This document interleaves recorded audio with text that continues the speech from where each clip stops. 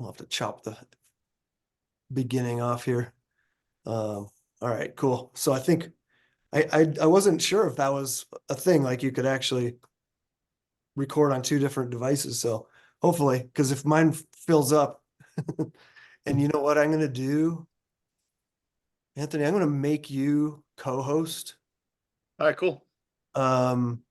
in case my computer blows up or something. I don't know if it kicks me out if you remain. Yeah, it does. Yeah, and same with my screen sharing, which I'm going to need anyway, so that helps. Yeah, you need that anyway. Okay, cool. All right. All right. I recognize the hat too. Yeah. Do you like wear that all the time?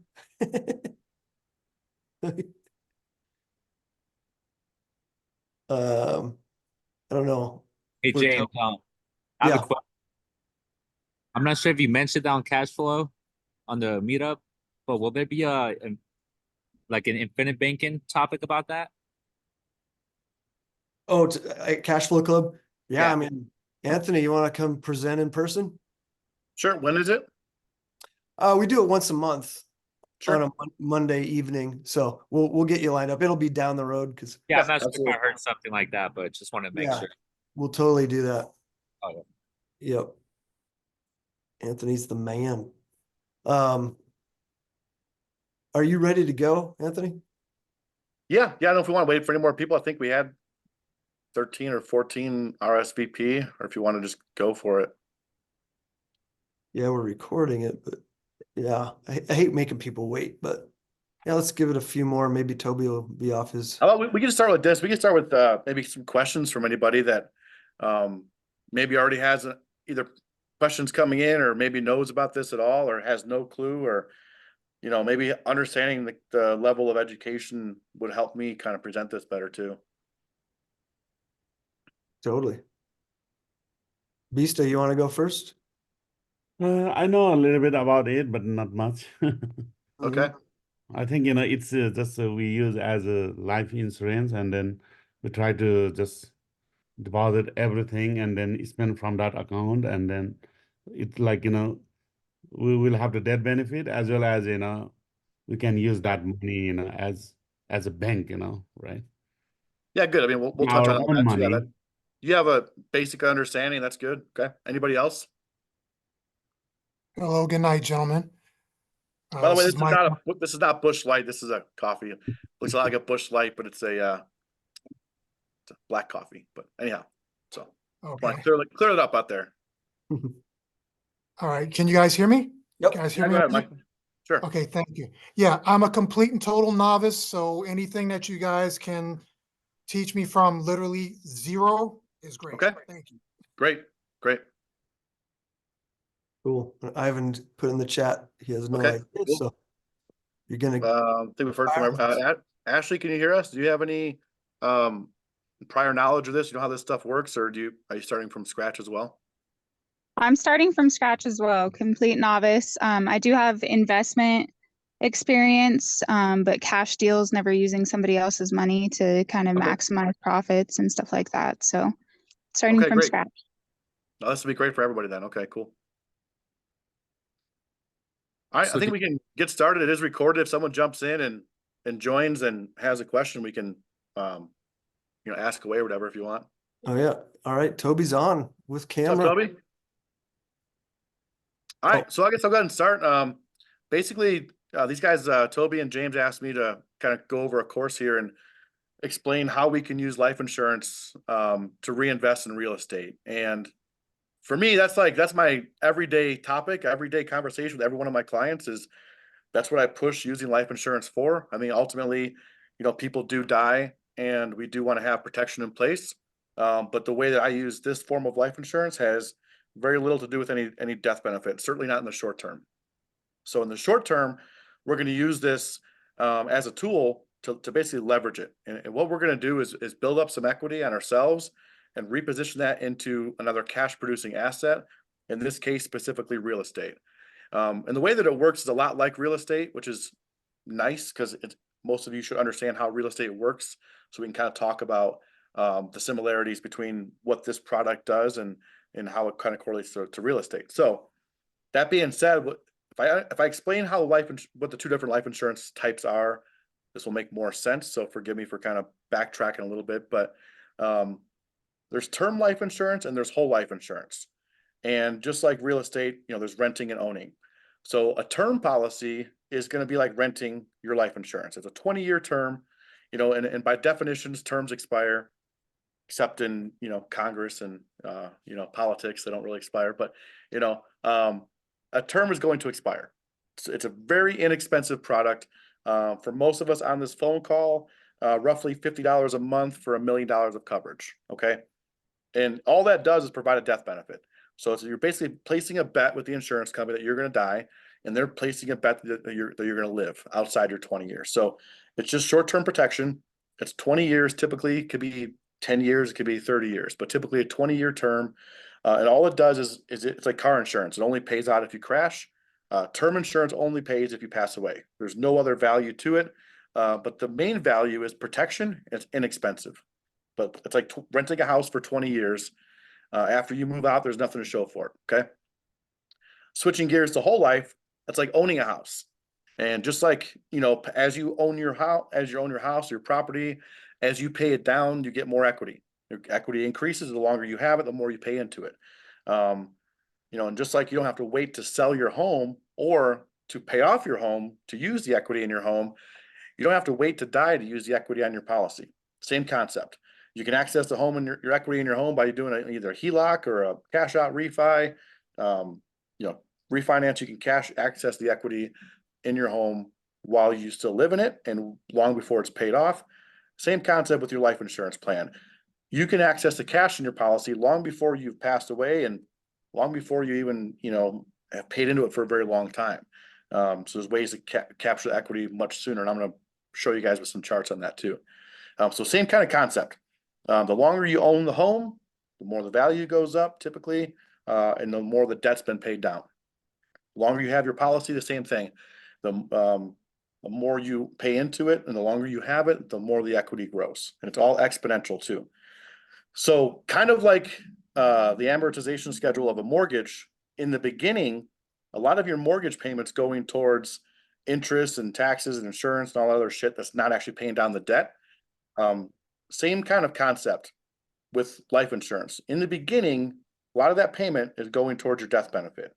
And as time goes on, more and more goes towards your cash value. And that, liquidity chart almost is like a Nike check mark where it kind of goes down a little bit and then it goes up forever.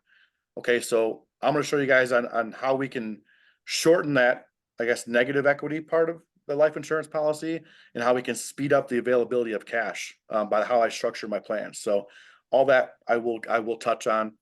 But so far, is that making sense to everybody, or is that anybody want me to go over anything else again before I move on? I've never heard it explained like that, and it's brilliant. That's great, man. Good. What is like, I have a quick question. What is like a return of premium policy?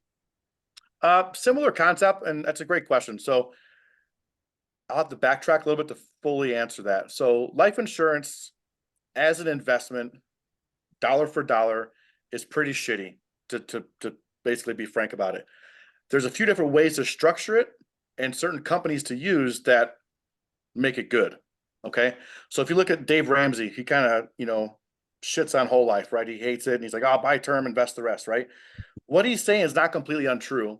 What he's referring to is most insurance companies only have return of premium, which is your guaranteed 4% return. As the longer you have it, the more they pay you back, and you basically break even by the time you pass away. That's what he's referring to, return of premium. So as you pay into this thing, what you've paid into it after a certain amount of time, it kind of reverses and starts kind of giving you some cash back. That's not what we're going to use. That's 99% of companies only have that. In order for this to work, we have to work with a company that has a strong dividend. That dividend is the difference maker, essentially, because that dividend, like any dividend, it's kind of a bonus paid back to you. That dividend is going to be on top of that 4% return, which is guaranteed by the government. The dividend's kind of the bonus on top of that actually makes this thing work. And that'll be in the columns I show you guys. So back to what he says is, buy term, invest the rest, and whole life's never a good investment. Except if you use it for the right companies. And there's about 5 companies that do this really well. I start all my clients with Penn Mutual. And if for some reason someone gets declined or there's silly reasons, maybe 1% of my clients will use a different company, but there's, Penn Mutual, Northwestern Mutual, New York Life, Mass Mutual, and Guardian are kind of the big 5 companies that have a strong dividend that this plan can work for. So that's kind of a long-winded answer to your question, but I mean, most policies don't have a dividend, certainly not a strong one. And they rely on that return of premium, and it's kind of a shitty plan overall, if that makes sense. I have Okay, one quick looks like- question. Yeah, we're gonna have to talk after. Sorry. Sure. And to that last comment there about talking afterwards, like if anybody already has a whole life policy, I'm happy to look at that. And certainly after this call, you're gonna see why. It's the company is part of it. The way it's structured is even more important. And that's definitely part of my talk here, because again, this doesn't work unless we structure it properly or we have a good company. Without it, this won't work. So sounds like you may already have a policy. That's great. We'll look at it. And just like if you have equity in a home, you can 1031 that equity to another property without paying taxes. With life insurance, it's a similar concept. It's called 1035. Roll the equity over from an existing plan, even if it's performing shitty, there's typically some kind of equity in there. Roll it over to a new one and it performs, excellent. So, yeah, I got a question about how getting the recording. I can email that to James and you can pass it out if you want, James. Yeah, and I'm recording and Okay, cool. we'll post it on our website. All right, great. Oh. I might bleep out all the curse words. I'm not used to censoring. So, No worries. besides that, any other questions about, any other questions at all before I kind of jump into Yes. how this works? Yes, one quick question. Sure. You may cover this during the course of this, I'm not sure, but Sure. it just came to mind. Is there any difference in terms of how we would use a term life policy versus a whole life policy to get equity towards a real estate or even a business deal? It's pretty simple because term life, you can't use it. Only thing you can't. do with term life is you can die or you can outlive your term. That's it. Is there an easy There's way? no equity. Now, with that being said, there's a third thing you can do. I do a lot of my clients will start with a term policy. A lot of my younger clients who have not much disposable income, we can convert term to whole life, but nothing happens with term life until you convert it to a whole life, until you die or until it expires. Okay, Does thank that you. make sense? Okay. Yes, thank you. Anthony, what Yeah. what percentage of term life actually ever pays out? Oh, it's minimal. It's like 1%, 2%. I mean, the insurance companies do a good job of underwriting people. Mhm. They're looking at again. I said earlier as a kind of in jest, but they're making a bet and you're making a bet, and they're not going to place that bet if it's a losing bet. So, Yeah. Or if it is, it's going to be expensive for you, right? So, a lot of term plans, they're 20 years. People get them when they're young. It's very important to get it, but most plans don't pay out. People outlive their term, and if people that listen to Dave Ramsey don't get whole life and then they expire and they're 40 years old, 50 years old, and they rely on their assets to pay off stuff. It's a mess. We can talk on that one-on-one, but yeah, whole life is where you want to be because it doesn't expire and those do pay out. There's a reason why actuaries are paid a lot of money. Yeah, exactly. They've got this all figured out. I could turn it into a whole, shitting on Dave Ramsey episode too, if you want to, because I think what he does is he misleads people terribly. And that's for another episode, I guess. But the main thing is like term is very important. I don't want to discredit the value of term life insurance, but provides no benefit if you don't die. Okay, it's protection for your family is the way you want to look at that. That's it. That's so our Anthony, if I start a whole life policy today, Yep. How soon can I use it for an investment? Great. So I'm going to talk about that. The short answer is roughly 30 days. Depends how we structure it. Okay. Okay. Depends how we structure it. And I'll make sure that's crystal clear. Provided I guess that's from the day you get issued, right? If we wanted to start the process today, you might take 2 weeks to go through underwriting. You might take 24 hours, right? But from the day you get issued and the money's in the account, let's call it 30 days before you can pull that money out. Okay, but I can only pull out what I've already put in. Correct.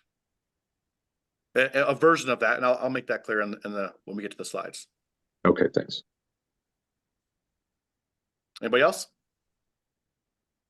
All right, cool. I'm going to share my screen and kind of go into a couple different policies, and I'm going to start pretty much with the worst and go. I got 3 different scenarios to show you guys. One thing I want to be clear about too, I've touched on already a little bit, is how we structure the policy is very important. And when I show you the numbers, you're going to be like, why would anybody not get this, right? And the way these are structured, it's all commission based. Okay, I don't charge a fee for talking to people, for consultations, for anything. I get paid on what goes towards life insurance, and that's it.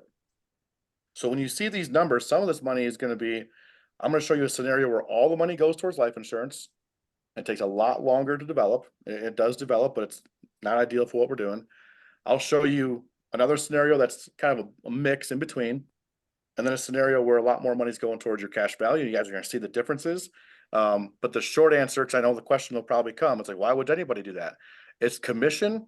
And most people that do what I do don't even talk about what's called overfunding. And it's the first time I've used that term, I think, today, but overfunding is the key to making these things work for investment purposes. So if you don't overfund it, or if you have a policy and you're not sure if it's overfunded, it's not overfunded.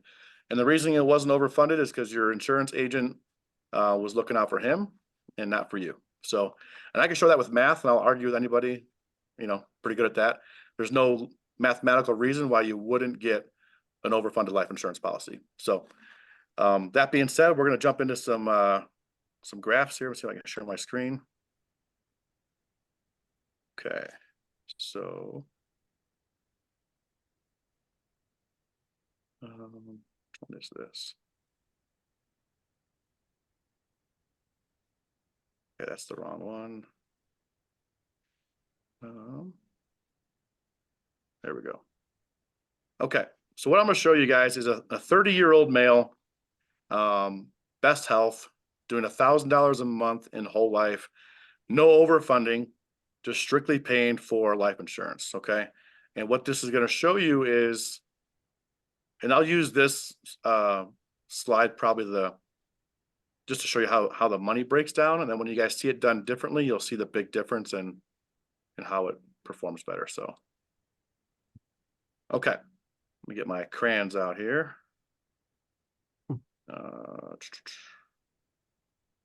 Okay, so what this is showing is $1,000 a month, 30 years old, and the initial death benefit to start this is $1 million, and a little more than $1 million.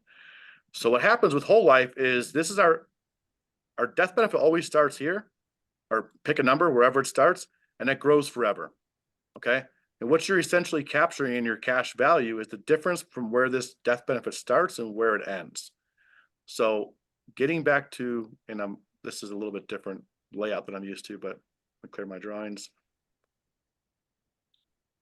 So for this guy, this is where no money's going towards your cash value. It's all going towards insurance. So this right here shows us 12 grand a year. That part never goes up, which is a good thing. And that's going to be for all 3 policies. You're going to see this is the same amount of money forever. Now, as you guys understand, like a 30-year mortgage, with inflation, this will get easier. Over time, 20 years from now, 12 grand a year is not going to feel the same as it does today. So in theory, it gets cheaper. In actuality, it stays the same amount of money. I guess in relativity, it gets cheaper, and in actual, it doesn't decrease or increase. But that's going to be everyone's policy any way we structure it. But right here is going to be the big difference between, this is how most people structure it, and then the way I'll show you the next one next. So I talked about a dividend earlier, right? The dividend is what's going to drive this thing to perform and actually be worthwhile. So without overfunding it, you see there's no dividend for the first 4 years. So that's going to set us back quite a bit. But eventually this dividend does take off, and this compounds forever. It does get pretty substantial, but in the beginning it's really slow. Time is money. So compounding this from 0 is hard to get ahead of. But this isn't the worst scenario. This is a good company, just structured poorly. So that's, halfway there, but still not the best we can do. These next columns are going to show you how much money you put into it to date. So, annual premium, 12 grand doesn't go up. This is adding it together. So in this scenario, after 2 years, you've put 24 grand in and you have no cash, right? So to answer, the other question was how soon can I pull the money out? Well, in this case, it takes you 2 years. That's pretty shitty. I don't like that. And the death benefit itself isn't even growing for the first 4 years. Again, pretty not great. But this is how they're all going to work in a sense, and we're going to speed all this up and make this much more valuable in the short term. So one number I want to highlight just to show you guys, the math side of things is, let's pick at age 60. And at age 60, the cash value is 686 and 1.63 million. Okay. And the cumulative premiums 360. So remember these three numbers. I'll put James in charge of that. I'm going to clear these and we're going to show you a policy that's done a lot better, but still not even the best. So let me move my thing here. Okay. This is going to be same person, same age, same health, and same dollar amount out of pocket every month. Every month. But the difference is, instead of putting the full $1,000 towards insurance, what we've done is put $500 towards insurance and $500 towards overfunding. The only negative to that is the initial death benefit is smaller. I've got ways to fix that too, which is add a small term policy for, $20 a month. We'll bump that up to over $1 million, no problem. So same amount of money out of your pocket. Now, going into the actual structure of the policy, how does it perform? Well, in this case, we can see immediately we've got a dividend, still pretty small, but something, which is compounding now, right? Off of something which is moving faster. And our cash value is also much more available, much quicker. So you've got, again, 12 grand invested the first year, access to almost half. The first 2 years are pretty slow, no matter how we do it. But it does start jumping after that. You've started narrowing this gap. And in this case, we break even between years 9 and 10. The other one I forgot to point out, but it was year 13, I believe. So we break even faster. Now, the death benefit is still growing, just like the other one was. And if we go to retirement age, 65, was it 60 or 65? I can't remember. James? 60. 60, okay. So I believe we were at 600 something thousand, right? We're at 725. Yep. And the death benefit was 1.6 and we're at 1.5. So we're just a little bit shy on death benefit. Right, couple years that will pass it. I think age 65, and it'll certainly pass it. So mathematically, there's no real reason why you wouldn't want to overfund it the way we just did. Again, this is in this scenario, the commission's literally cut in half by doing it this way. And the beauty of this is, if we got into a jam or got into a hardship of any kind, the overfunding portion is optional. So this 12 grand a year could be 6,000 a year if we needed it to be. Okay, but the instant liquidity right here is the big bonus, and then the long-term performance is much better. Now, again, this is, I don't know if these are small numbers or big numbers for people. This is relative. This is not going to get you into real estate all that quickly, but let's just stick with this for a moment and say, this is all we got. And this is, I have a lot of younger clients who don't have a lot going on financially, but in the midterm, this puts them in a good position, right? So a lot of my clients may start with something like this, and all they have is $1,000 a month. They don't have a big lump sum to throw into it. So what I show them is these first 10 years, pretty vital into the performance of this plan. So long-term, they're going to be good. Death benefit's going to cover them and their family. Overall, they're going to have plenty of money. But the first 10 years, how do we make this work? Okay. Well, in the first, 10 years, I guess 9 years, you're upside down technically on the money you have available versus what you've put into it. But the beauty and kind of the magic of this whole thing is, let's use 30 grand as a down payment number. Every 30 grand in here, roughly, we can take out and buy some rental property, right? This is maybe not quite 30 grand, but by the end of this thing, you have 4 $30,000 down payments, roughly. What happens is, let's say we break even, but now we've got 4 pieces of rental property that are appreciating. They are cash flowing, ideally, paying back your policy. And one of the other things about this thing is this money over here never leaves your account. So when you take the money out and put it in real estate, it's still technically in this policy, because what we actually get is, I'm going to kind of draw some lines here. This money never leaves your account. What you get instead is a line of credit against the cash value. So you get to borrow the cash value without removing the cash from the policy. So what that does, it does two things for us. And forgive me if someone's asking questions, I can't see it, I just hear them popping up, but I can jump to them in a minute.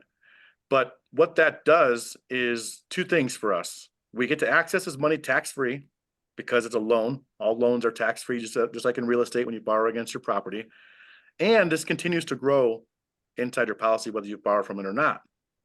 So for easy numbers, if you have $105,000 in here and you borrowed out, let's say $50K, you'd receive a dividend on 105, and you'd receive an interest charge on 50, right? So it's an arbitrage. You're always receiving a dividend on this money, no matter what happens. Does that make sense for everybody so far? Any questions at this point? All good. Thank you. Okay, so this is how this could work for somebody. Let's say you guys have a younger client, or even yourself, who just want to get things going. I mean, the best time to plant a tree was 20 years ago. Second best time is today, right? So this can be something that is in the not too distant future. You know, if in this case, you know, you have 4 houses after 10 years that maybe you wouldn't otherwise have. Or if you just took it out of your cash and savings, you're replenishing your savings. Whereas here, this cash is continuing to compound and grow forever and provide a death benefit, you know, some tax savings, lots of other things we can get into. But as far as focusing on the real estate aspect, imagine breaking even with 4 pieces of property that are cash flowing and appreciating. You guys understand how leverage works? I mean, you take this, this is my like big Dave Ramsey buster right here. So I'm gonna get some white blank spot maybe somewhere and draw it out. Here. So the real estate, I'm not trying to sell real estate. You guys already get that real estate's great, but like the simple Dave Ramsey buster here is he likes to use, you know, a stock market investor at, you know, put 50K in the stock market and you get a 10% return, you've made $5,000. So you have 55K, right? That's pretty good. And 10% return, I think everybody would be happy with. Okay. Take that same 50K as a down payment on a rental, you know, piece of property worth 500K. Okay. You get 10% down, 500K. Well, now that house goes up 10% and now it's worth what? 550, right?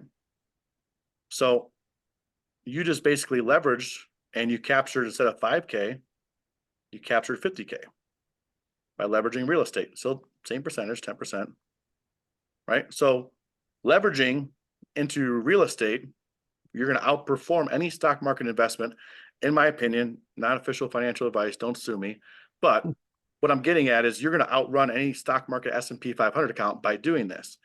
And the tool to get into this is life insurance, because if you were to, let's go back to the numbers here.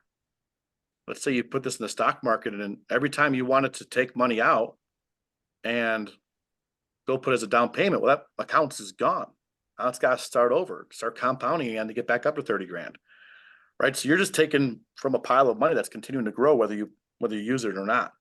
So this dollar for dollar will be hard to match a stock market account. In fact, it probably never will, right? But if you leverage it and you use the fact that it grows tax-free and it's going to compound no whether you use it or not, now you've got kind of a tool that can't be beat. And one thing I haven't touched on is that this is going to grow no matter what, because this is not tied to the stock market.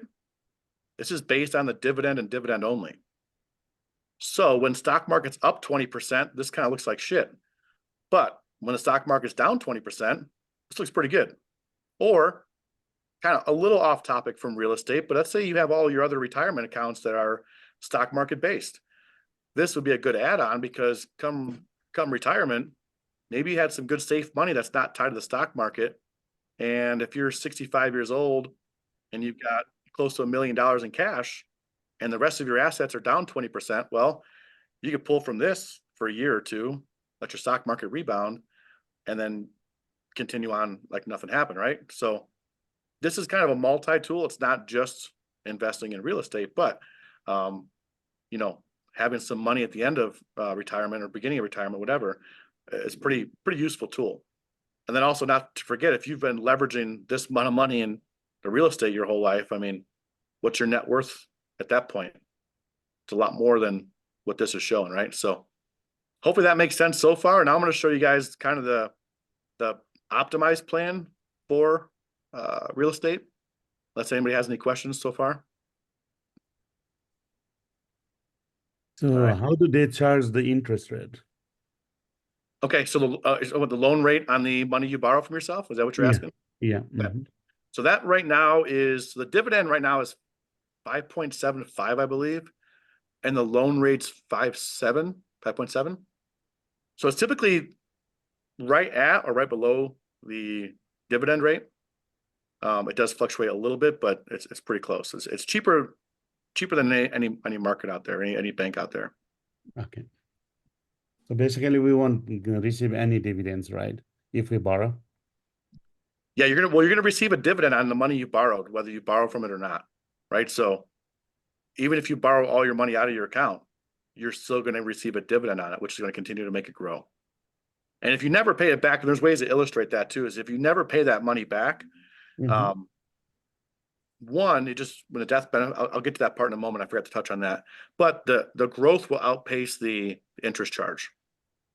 So you don't really ever have to pay this back. So I can kind of get into that. I'll make a point of that here in the next slide Okay. as far as the loan payback. Okay, so in this case, I'm gonna show you guys a little bit different numbers.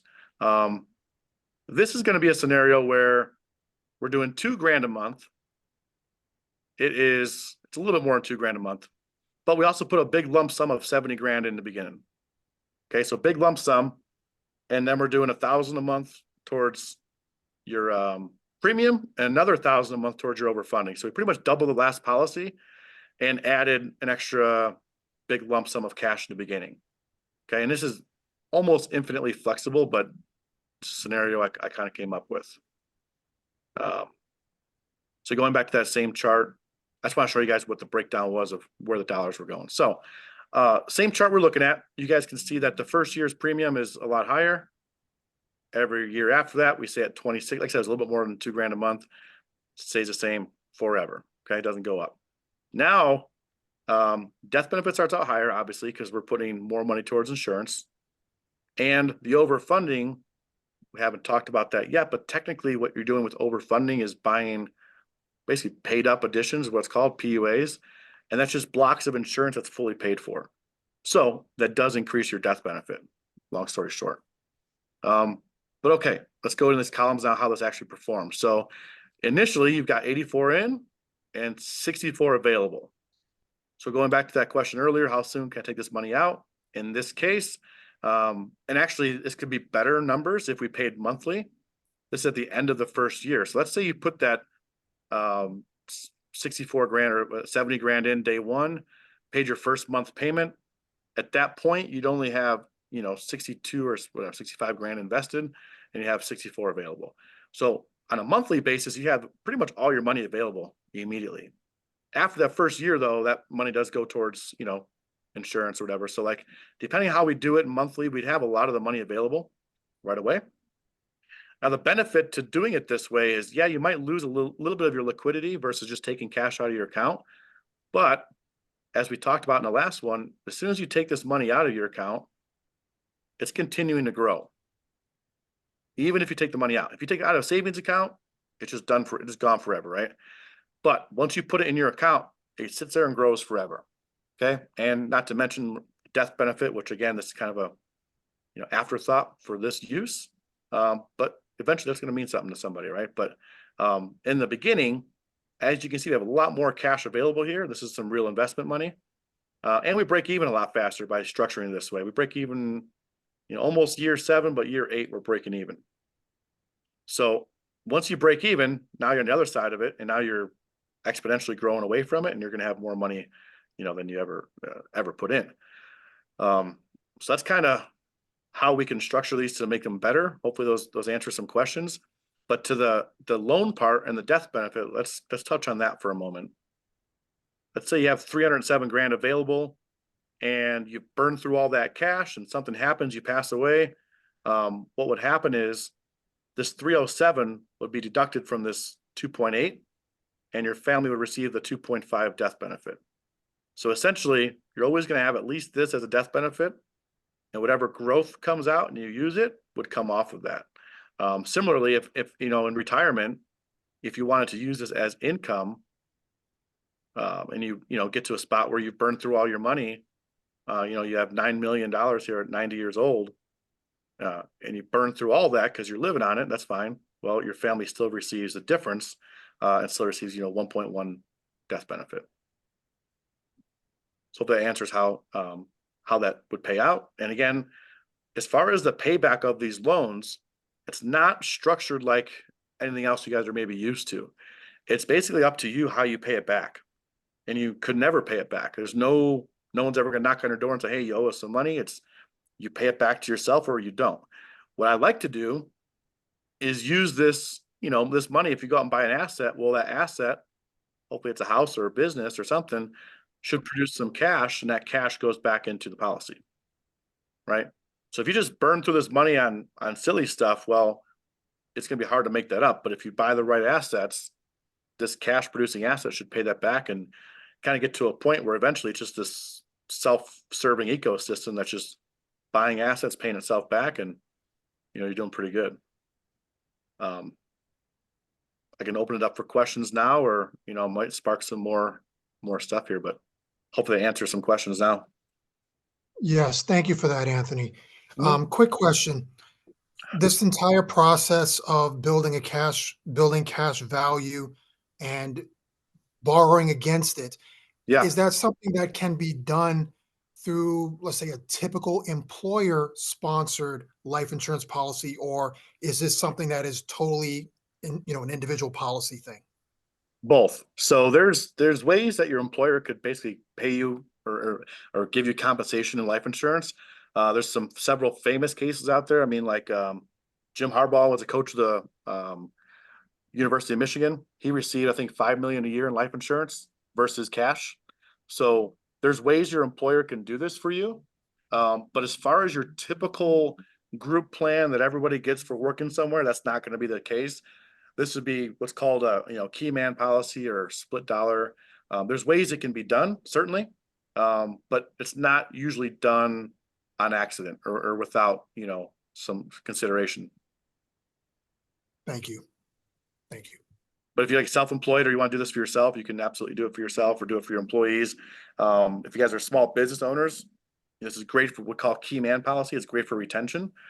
You could put a policy on your key employee that if he were to pass away, you might be in a jam, and use that to entice him to stay. Like maybe you pay into this thing for 10 years, and then here, man, I've given this to you for sticking around for 10 years. Or if he leaves, then you keep it, right?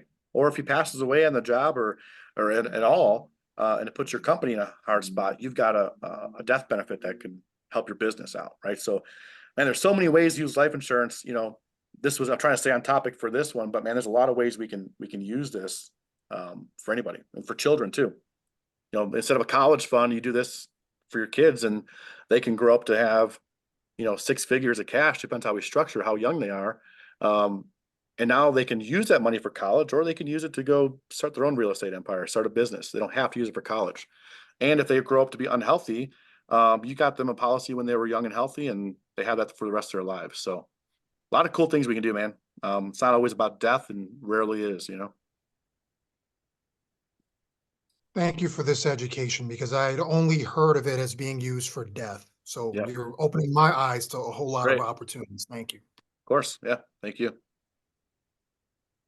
Anybody It's else? been over the years, like investors have figured out how Yeah. to do this, and the insurance companies have kind of built this so that it can be used, or at least they've let Yeah. that. To a point. I mean, it's not that new. I mean, the Rockefellers and the Carnegies were doing it, and they actually had to put limits in place Right. because they were shoving like millions of dollars to these policies and then having like a $10,000 death benefit just to use it as a tax shelter. So there are limits in place to that, but like that kind of goes back and say, yeah, this thing's been around. You know, look at the Rockefeller Waterfall Trust, right? I mean, that's how the wealth continues on generation to generation to generation. And the tax savings is the biggest thing. All this money grows tax-free. It's paid out tax-free. Some people have large estates. Like, oh man, I'm good. I got 30 million to pass on to my kid. Well, the estate tax takes half of it, you know, or there's litigation or there's other things that come up. This is a nice injection, you know, day after you pass away or whatever, quickly, that you can fight that. So there's a lot of neat things, man. And it's not just death, not just real estate, but real estate, it's huge. It's quite literally becoming your own bank, you know, especially if you're doing flips. You can be using this instead of a hard money lender. Now, granted, overnight, it's hard to make this work day one, but pretty quickly we can make this thing work. And you know, as time goes on, maybe it takes you a couple of years, but in a couple of projects, but eventually you don't have to go for hard money lenders anymore, you know? So a lot of cool things we can do with it. That's cool how I you have show one- the different Yeah. scenarios and how you can accelerate that. That was really Yeah. But again, most people won't talk about that because there's no commission in overfunding, right? You come to me and say, I got $2,000 a month. You know, it's easy to put all towards insurance. It's like, oh, cool, man. Don't die, but good luck getting your cash for a couple of years. Whereas I just see that as an opportunity for me to fix other people's bad policies and do the right thing, you know? you know, Also, Mike, I why, have one more question, if I may. sure, go ahead. Now I've had life insurance probably going on close to, I guess, 26 years, more than Okay. one policy. As I'm hearing this now, I'm realizing some of the deficiencies perhaps of my current policy. And if I were to try to transfer it over, convert it like you started to mention at the beginning, how transferable is, let's say, my 26-year history or 20 some odd year history in terms of either bringing down the cost because I'm close to 50, you know, bringing down the Yeah. cost that I need to pay starting out and or starting me out with some kind of a cash benefit. Yeah, so great question. Part of it is, you know, it is what it is, right? If you're healthy, there should be no reason we can't get you life insurance, okay? Yes. You're not going to get it at the rate you got it 26 years ago, but do you know if you have term or if you have whole life or what you currently do have? I have term. I was led to believe when I signed up for it that it was whole life. This term policy replaced the whole life policy, and this one I Got it. got at 32. Okay, so let's just assume it's just a term policy, okay? If it's just a term policy and the death benefit, you're happy with the death benefit, you're happy with the terms on it, I'd say just leave it alone. What I would do then is maybe add something now to it, in whole life version of it. But if it's a decent policy and well, man, I can look at that for sure. But I can look at the cost difference from starting a new term versus leaving what you have in place. But if you got 26 years ago or however long, it's probably close to expiring. So what we'd want to do is get a term policy with Penn and then have the ability to convert it to permanent. Or, I mean, if it's with a decent company, maybe they have it as where they can convert it there as whole life, and that might be your best option, right? I mean, it doesn't help me, but I tell you, you know, if that's the best option for you, I'll let you know. Lots to look Thank at for sure, but I mean, it's hard without really looking at the policy. Right. Thank you. Thank Yeah. you. This kind of goes back to like the whole Dave Ramsey thing, right? Like, I don't like what he says, but he's also not completely wrong because a lot of insurance agents are kind of shitty and they take advantage of people or they don't give them the right policy or they don't structure it right. So it doesn't make sense to invest, right? So it's like, he's not completely wrong, but he's kind of lumping me into that category and I don't like that. So. hey, Anthony, do you want to speak about the asset protection of having Yeah. Who remembers OJ Simpson?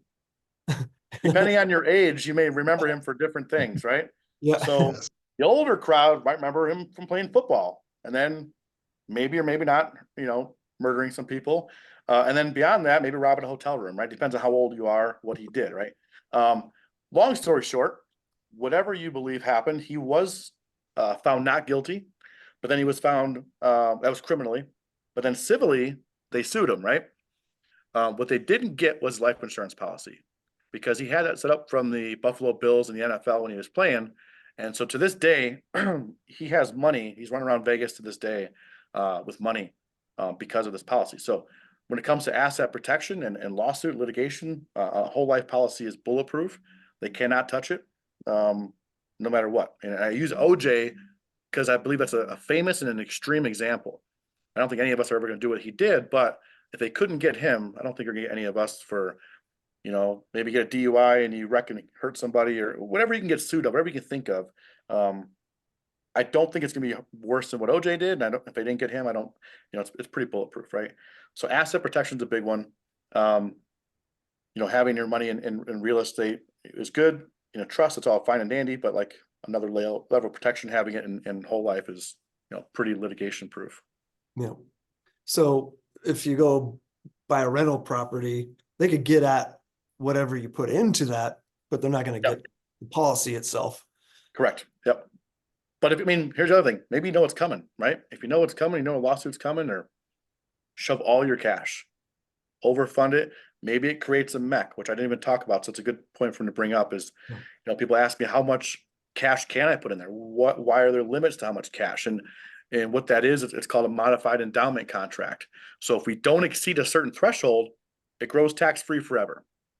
And you never pay tax on that's great money. If you borrow from it, which I'll never advise my clients to surrender the policy or cash it out, you'd always borrow from it, therefore it'd always be tax-free. But if we exceed a certain threshold, now it creates a mech and now it's taxable. But the alternative might be your assets being lost and maybe it's worth paying tax on that money. So you'd shove all your cash in your policy. Maybe it creates a mech, that's okay, but it's all protected, right? So again, it's pretty useful tool. And I like to, when I'm trying to understand it, or when I was early on trying to understand it, I was like, how can I understand this? Well, the wealthy people do it, rich people do it. And if rich people do it, why am I not doing it, right? So it's like, rich people may not be always that bright, but they got smart people around them. And this is one of the few things we can do that rich people do without even, the mansions and the cars and the private jets. That's all rich people shit, right? But we can do this without being that way. We can do a version of this, and that may help us get to that level, right? So rich people do it. That's all I had to know when I got into this thing to understand it before I was even before I was a client, rather. I understood that rich people did it, so I need to figure it out. And that's what got me to understand it more. Anybody else? How'd I do? Great. Good. Yeah. I sometimes speed through it because I know it. It's like I need to slow down sometimes, but whatever you guys need me to go over, I can, or hopefully my contact info will be out there somewhere. You guys can reach out to me one-on-one, whatever you want. If you want to put yours in the chat, Yeah, sure. for now, and then we'll post it on our website once we put the recording up. Okay. Yeah, man, I've seen this being presented multiple times over the years, and you really kind of broke it down. Good. For my Well, I used to be I don't really get into my history, but the tattoos didn't come from financial life. It was when I was blue collar. So I speak, caveman pretty fluently. And that's what I learned to do, is to just dumb this down as much as possible. And a lot of my clients are very financially illiterate, right? So it kind of helped me be able to learn how to dumb it down, I guess, Yeah. And then my Instagram is Anthony. Yeah, the analogy of whole life is like buying a house and term is like renting. It was perfect, especially especially since our audience is mostly the audience, right? Exactly. real estate. And even non real estate people usually get that too. So it's kind of handy to use that. And I guess I could go through real quick. Anybody else? Ashley or Steve or Michael or Bistra, any more questions? So, how long has this been in practice? So Penn Mutual has paid a dividend every year since 1847. So it's been around a while. And that's one thing I forgot to touch on, was like the longevity of that. But yeah, I would say it's safer than banks. Mainly because of how long they've been around, but then also, again, going down like kind of a rabbit hole. Wealthy people have their money here. They're not going to let this fail, right? Banks fail because everyone has their money there, but like wealthy people have their money here. They don't fail. You know, the benefit to family, that's, you know, very It's important. huge. And again, I can go on, man. I always forget so many things, but the legacy part of it's so big, right? Like you're gonna die, right? We're all gonna die. So like having something to pass on, no matter how big your empire may or may not get, this is guaranteeing that that can continue on forever. And let's be honest, man. Like I don't want to save all my retirement money for my kids. You know, I want to enjoy my shit. So I'm gonna have a big policy. I'm gonna burn through my money. I'm gonna spend every dollar I got. I'm gonna be out of gas in my Lambo when I die, right? Like I want to die with nothing, but then have legacy to pass on with my life insurance policy and you know, and not feel bad, right? So a lot of people again have this big this empire or whatever you want to call it, and they a retirement not and they don't want to spend it and they're so worried about passing on. But you know, if you have a life insurance policy, you can, you know, enjoy your retirement a little better too. Yeah. Anthony, Yeah. I have a question, right? The chart that you showed, how accurate will it be, I mean, in future, when we accumulate all those, dividends? I mean, sometimes it's the mathematical, like I heard that, one of the guys told me that the chart that, insurance guys show, they are not accurate.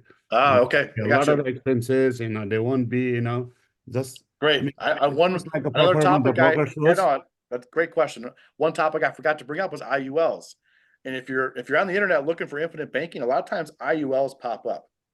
And that I hate an IUL almost more than I hate Dave Ramsey. IULs are kind of trash, and the reasoning is what you just mentioned.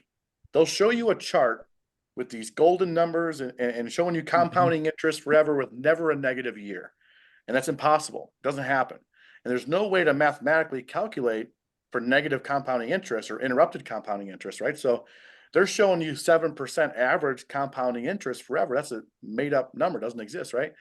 What we show you is a dividend. That dividend is not going to fluctuate very much, and we're crunching it with the current number. So the current number is 575. That's pretty close to where it's going to be, and they're showing it crunched with really conservative numbers. So in reality, a lot of whole life policies, especially with Penn Mutual and with the overfunding that I do, actually perform better than the illustration. Whereas an IUL will never, the day an IUL is written, it's out of date. And they don't really factor or let you guys know about the rising cost of insurance with an IUL. IULs get more expensive as we age, which erodes our cash value, which erodes the reason we're doing this. So the reason IULs even exist is because they rely on the stock market returns for their performance. Any asshole company can do that. Okay, any company can do it. They're using stock market money to make that work. Penn Mutual and the kind of the big five I was referring to, they're using the dividend, the strength of the company to perform this. Not all companies can do that. Very, very rarely can a company do that. So IULs are pushed by everybody. Every company pushes IULs because all they have, they don't have a good whole life product. So to kind of long-winded answer to your question is a lot of illustrations come from a bad IUL. And kind of like if you were asking a mechanic what truck to buy, you know, that's the best person to ask because he's working on them all day, right? Like you see what the mechanics are driving for what car you want to drive. Anybody in my side of the table, none of us have IULs. We all have whole life policies overfunded. So that's kind of multiple answers to only one question that you asked, but let's hopefully got some more information to you guys. The charts are very misleading for IULs. And that's where I think you're So probably what you are saying is that, the illustration, I mean, this one is totally different from the IUL, right? correct. Absolutely. Yep. I heard that, even the dog, one of the guys, who did that IUL, he Yep. had 66,000 lawsuits. Yeah. Wow. I mean, I was Googling in the last year, when somebody wanted me to sell the whole, whole life insurance. That's why, I thought, oh, so it's different from IUL. Okay.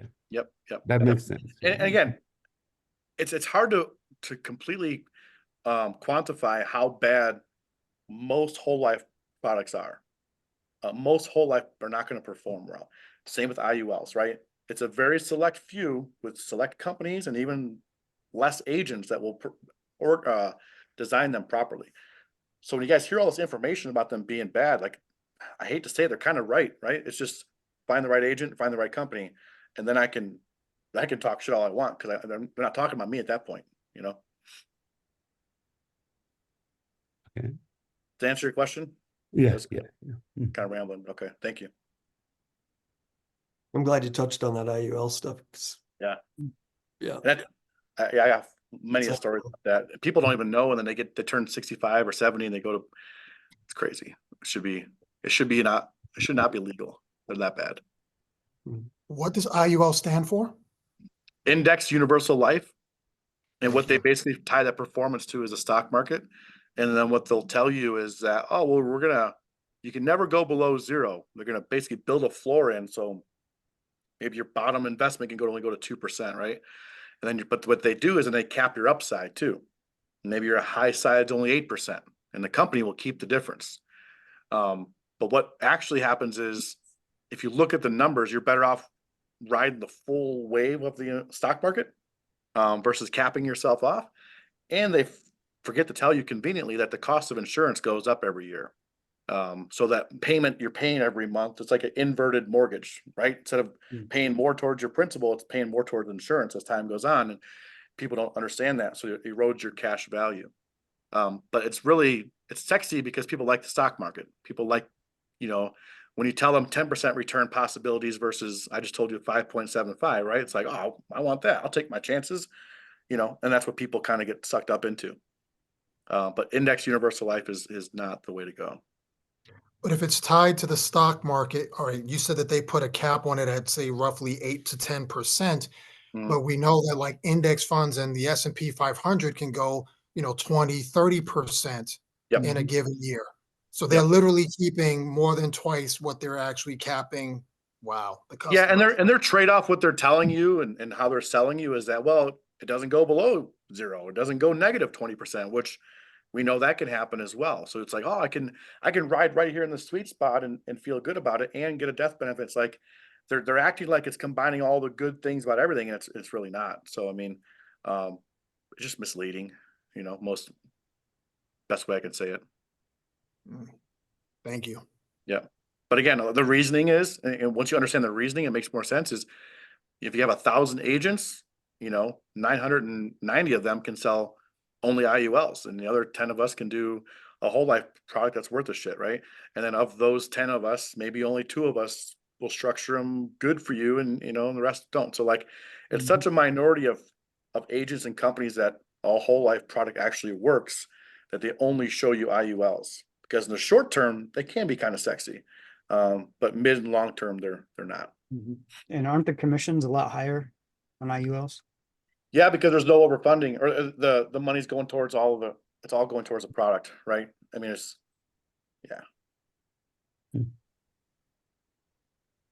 I run it across people all the time say, oh yeah, infinite banking, whole life. I could do that. yeah. Like Can you actually, right? What's funny, can actually, do I it don't know if right. you guys follow football or not, but I went to a networking event and Austin Eckler was there. Running back was the Chargers, just signed with the Washington Commanders, I believe. And we were talking about it, and he goes, oh yeah, I got an IUL and it's great. And he starts talking about how good it was. And I'm just like, hear me out. And he didn't want to hear it. He didn't want to hear that he NFL player, he's got a guy, he's all set up. And I'm just like, I want to talk to that guy in about 30 years and see how he's feeling about that, See, but some guys just think they do more research, or they think they know what they're, I don't know. That's like me going in a dealership and buying a truck everyone knows it's a lemon, and I want the truck no matter what, right? It's like, you kind of got to listen to the experts, that do this. But yeah, definitely talk to people that will die on that hill that IUL is better, but it's easy to show the math that it's not, So if somebody sets up a policy with you, you're there to kind of help them figure out like how to invest that money, like over time, not necessarily. Yeah. So itself, but, like I'm how going to to help design.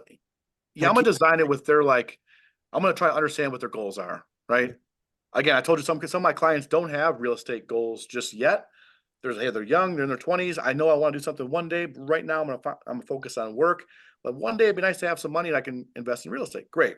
We're gonna do 50-50 blend, 500 towards insurance, 500 towards overfunding.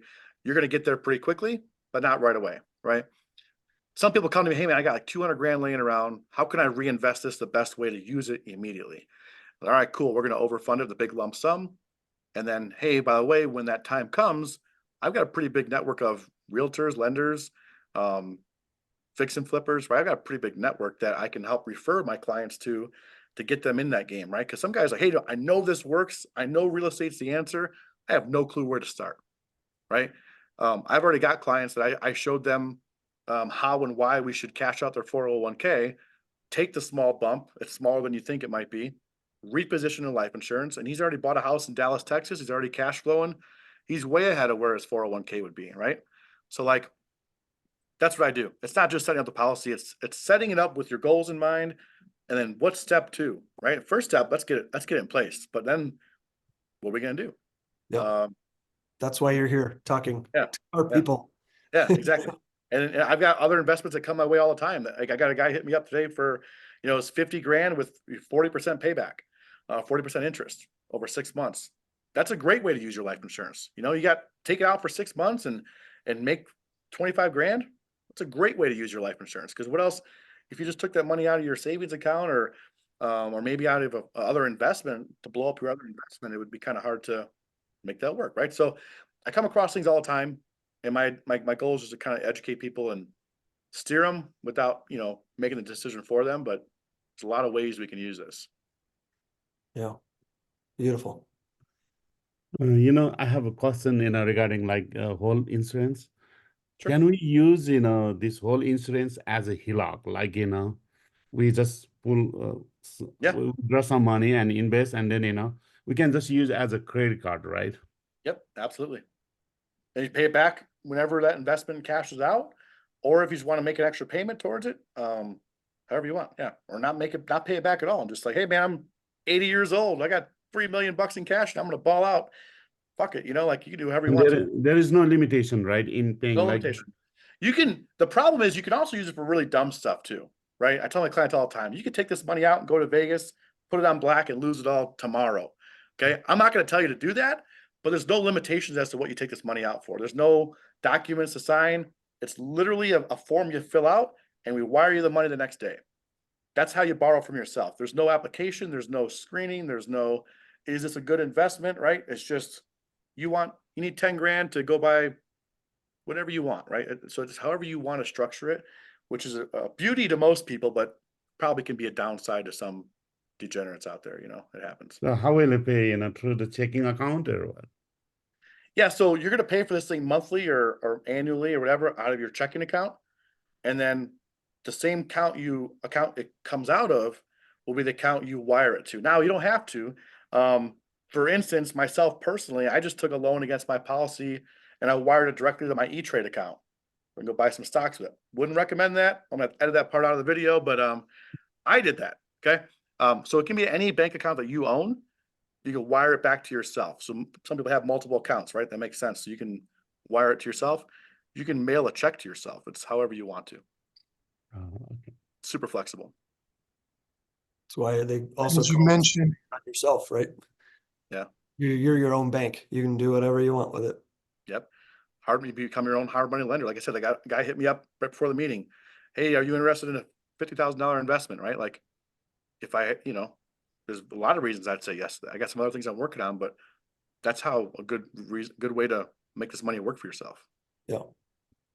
as you're discussing, payments, I'm here thinking again about my age and how much more this new policy would cost me versus the one that's, currently in effect. Yep. The one that's currently in effect is the second of two that I alluded to earlier, and that one I started at 32. I'm Yeah. still in as good health, if not better health, actually close to 50 than I was at 32. Sure. So among the 5 companies that you mentioned, I see from your email address that you're part of Penn Mutual. Yep. So are you acting as agent solely for Penn Mutual, or can you act as an agent to get the best price among, say, the 5 companies that you recommended? Yeah, I can. I'm going to start with Penn for a couple of reasons. They're the best performing when it comes to whole life. So let's say a term policy only, let's say it's $38 to $50 or it's so marginally not worth it, I'm going with Penn all day long. That being said, without even looking, dollar for dollar, Penn will buy more death benefit than anybody else I've seen. Penn is the best.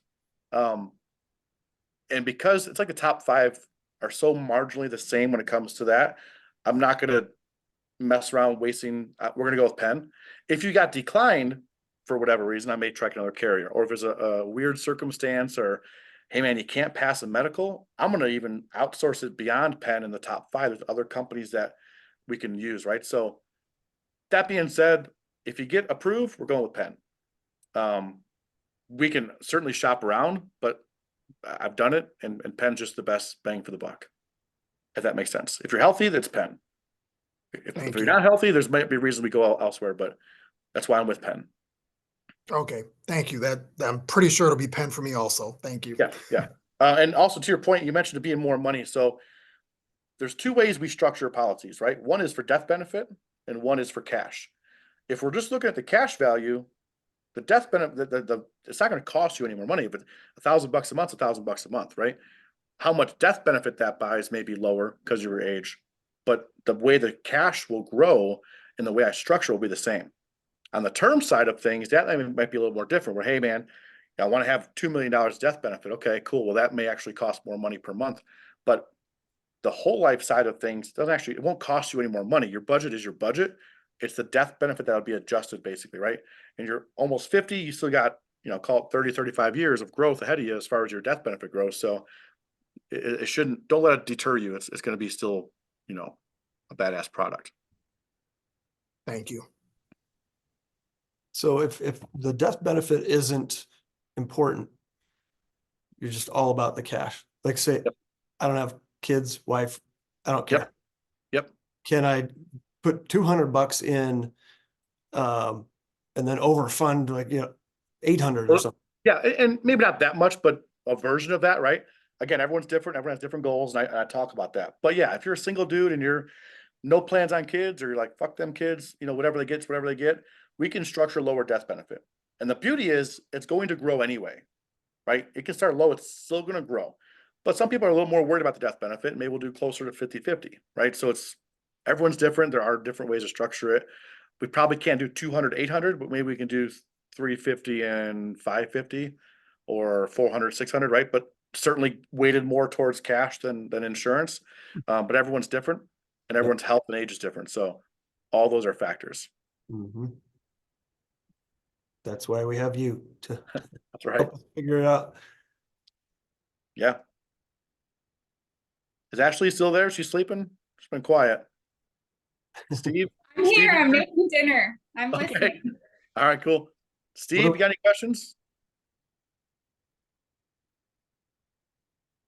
We lost Steve. I don't know what he's got going on. He's one Hope of he's our, on twice though. I like it. Hope we got dual questions. yeah. All right. Well, I mean, if you got no more questions, man, you guys can always hit me up. Some of you I already. just have a question really quick. Oh, yeah, sure. Okay, so I am obviously a little bit younger. So my ideal plan would kind of look more like your first 2. Okay. But then I could kind of like, how did you call it? Like when you over invest into it, or what do you call it? Overfund it. Yeah, overfund it. Overfund it, yeah. So like as I get a little bit older and more established in my real estate business and stuff like that, I would like to overfund it as much as possible. Sure. Like I'll put all my money towards something like that. So at that point, is there where you can change your premium? Or A are you little just bit. If you guys have maybe another 5 minutes, I can show you exactly how I would do that for someone like you. okay. Yeah. Let me show my screen.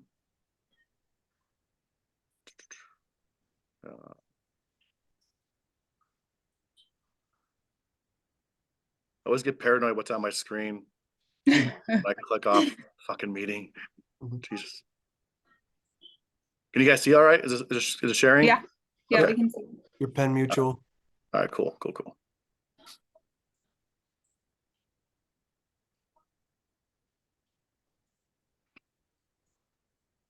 So I think like I could pretty easily do $1,000 a month for premium. Yeah, but what you're saying basically is over time that should increase, right? Yeah, like Okay. over time, I would want that to be Yep. closer to whatever So I mean. Yeah, how old are you right now? 28. Okay, so we'll do 29 because it rounds up typically within 6 months, and we'll just okay, we'll do that. So what we'll do is the same thing I showed you before, the 500, 500, but we'll increase the overfunding part. So the base premium will always be 500.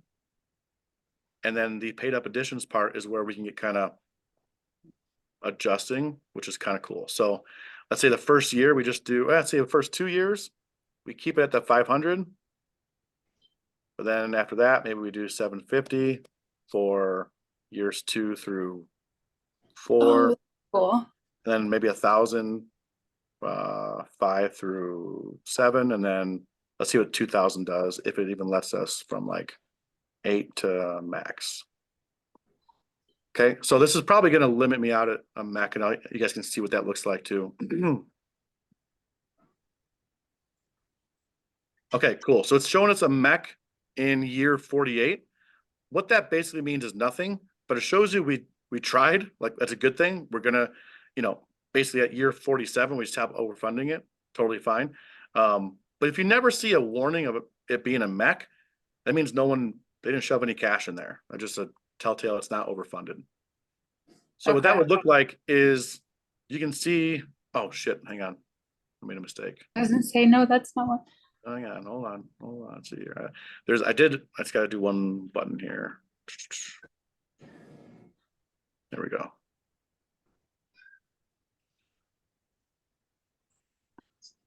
Okay, there we go. That makes more sense. So 17, right? So now it's saying, hey, you can run this thing the way it's illustrated, but at year 17, you gotta back off the overfunding, which is totally fine. And that's only based on the premium though. So that's not me overfunding the account at all or doing the cash deposit into it.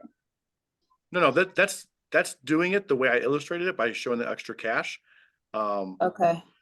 So But basically just based on 17, the premium though. yeah, 17 years in, we have to stop throwing the extra cash at it and just go back to $500 a month, which will Okay. feel like no money at all. So now you can see that. Let me get my pen out here. But say I had like 80 grand to throw towards it. Which I didn't Would be yeah, I didn't faster? illustrate that in this scenario, but we can absolutely do that. Yeah. Okay. And this one I was just showing you like increasing your money every year. So like, first couple of years, first year's that, then it goes up, then it goes up, and it's kind of maxed out right here. And in fact, I think I tried doing $2,000 a month. It didn't quite take the full $2,000. It's only going to take a little bit less than that. So, point is, you can increase it with overfunding, and the cool thing is that's all optional. So, if we get to a spot where we think, hey, we can do an extra for this year, but then maybe halfway through the year you can't for whatever reason. This part right here is showing you the breakdown. This will always be the same until you pass away. And there's ways we can turn that off too. But this is your PUAs is paid up additions. Okay, so that's This is what increases. Okay. Yep. So This is it what is will increase separate and be from the optional. premium. And this is Okay. optional, right? So like, let's say you are doing good for 10 years and like, hey man, I'm just hit a rough year. This 15 grand a year doesn't have to be paid. Just Okay. so another thing, back to the overfunding as to why it's a good thing is it builds in flexibility right away. Because if you have all of this 12 grand towards your premium, you've got to hit that no matter what. Right? This has to be, it's all insurance, you got to hit it. But if it's half and half, you've got flexibility built in right away. Okay.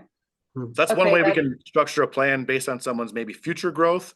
I work with a lot of apprentices that have scheduled raises, contractual raises coming up. So like they know they're getting more money in the short term, they're a little strapped. So we build their policy kind of ramping up. What happens if you can't pay that premium? Is it just boop? It's gone. Well, not really. So let's say in the first 2 years, yeah, you're probably going to lose your ass, right? But also, if you structure with the overfunding like I've done, you've got instant cash in your policy that you can borrow from to pay your premium if you had to. Okay. Yeah. It would maintain the policy. Everything's good. Now the growth would slow down, but it is what it is, right? Better than a surrender in the policy. Let's say after 10 years, you're like, dude, I'm just done for whatever reason. You take the policy, what's called paid up. You'd stop paying for it. And actually I can go back to her policy and show you what that would look like. Everything would kind of slow down, but at the same time, you'd still maintain a death benefit forever. So if I go back in here and I just change that, hey, we're only going to pay this thing for 10, let's say 10 years. We'll do age 4, what's it, age 29, 39. So we just pay it for 10 years. What's going to happen is the death benefit everything will shrink and then continue, can kind of regrow. There's always an option, basically, is what I'm trying to get at. So like in this case, you pay it for 10 years, the death benefit's $255 when you're done. Here's your growth. It's still growing forever, right? And because you're only paying for 10 years, the death benefit wouldn't be what it was. It's gonna be smaller, right? Hmm. So like, it's still something. You don't lose anything. You still have more available than you put into it. It's still a net gain. And then if you just paid for it for 10 years and you passed away in your 80s, there's still a pretty good death benefit, Mhm. right? Again, not optimal, but it's not wasted, right? You want to pay, the longer you pay, the better it is. It's just the longer you pay, the better it is. Like you're paying off your house. Cool. Anybody else? Cool. This has been great, man. Thanks for having me, James, Toby. This is awesome. Happy to do Thank more you. of this. Hopefully this recording, we can spread this recording around and go from there. Yeah, totally. We can get you the recording. You can chop it up too if you want. Sweet. Yep. Makes All right, we'll short. talk to you guys later. You guys have all my contact info, hopefully. Reach out to Toby and James and chat later. Fantastic. Thank you all. Thank you very Right. much. Really Thanks, appreciate guys. this. Appreciate you guys. Thanks. Thank you.